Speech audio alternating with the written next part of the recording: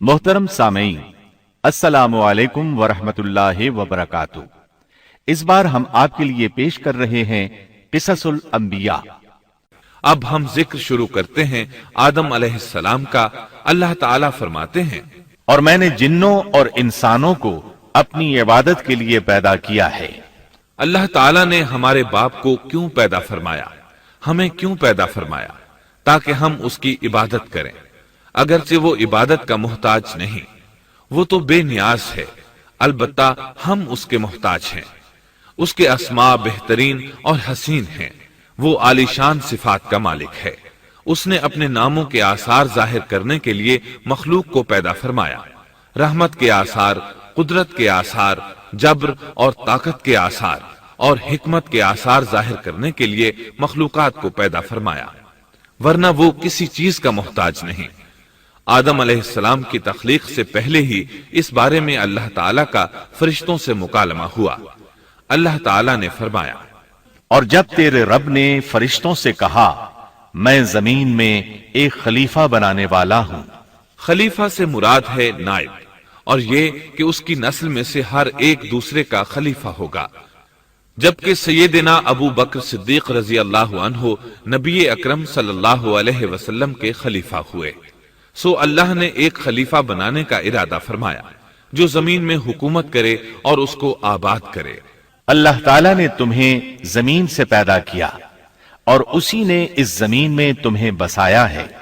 अल्लाह ताला का इरादा हुआ कि जमीन को आबाद करवाए, जबकि जिन इस काबिल नहीं थे, क्योंकि उनमें इस कदर अक्ल दानिश नहीं थी कि जमीन को पुर रौनक और सरसब्जो शादाब रख सकें।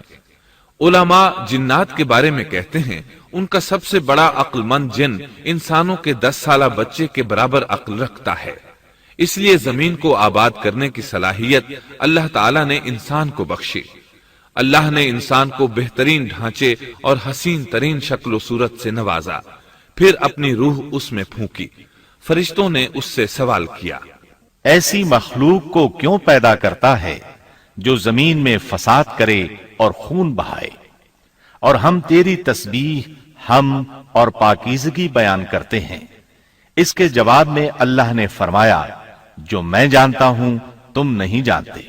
दरअसल फरिश्तों ने किसी तरह मालूम कर लिया था कि आदम की औलाद जमीन में फसाद करेगी, खून रेसी करेगी, लेकिन उन्होंने ये बात एतराज के तौर पर नहीं कही थी, क्योंकि ऐसा एतराज तो गुनाह है और फरिश्ते पलक झपकने के बराबर अल्लाह की मासियत और नाफरमानी नहीं करते, बल्कि वो तो निहायत मुअज़्ज़ज़ इबादत गुजार हैं। किसी बात में अल्लाह पर पेश दस्ती और सबकत नहीं करते और उसके हुक्म पर अमल करते हैं। अल्लाह के हुक्म की नाफरमानी नहीं करते, बल्कि जो हुक्म दिया जाए बजा लाते हैं। इसलिए फरिश्तों का ये पूछना वजाहत तलबी के लिए था। वो तो इंसान के पैदा करने की वजह पूछ रहे थे। वो जमीन में जिन्नात के आमाल और करतूत का मुशाहदा कर चुके थे, यानी अल्लाह ताला ने उन्हें पैदा करके इख्तियार दिया तो वो फितना और फसाद और फिस्क व फुजूर में मुब्तला हो गए। और अब एक और मखलूक जमीन में बसाई जा रही थी, तो इस बात का इम्कान था कि यह मखलूक भी उनके नक्शे कदम पर चले। इसलिए फरिश्तों ने ताज्जुब और हैरत की बिना पर यह सवाल किया था, और पूछने का मकसद ये था कि क्या ये भी जिनों की तरह होंगे। इस तरह उन्हें यह खदशा लाहिक हुआ कि शायद उनसे अल्लाह की इबादत में कोताही या कमी वाक़े हुई है, जिसकी वजह से अल्लाह को नई मखलूक पैदा करना पड़ी। इसलिए उनकी बात में यह भी था कि हम तेरी हमद और सना बयान करते हैं। बहरहाल इनके सवाल के दो मकसद थे। क्या ये जिन्नों की तरह फसाद करने वाली कौम है?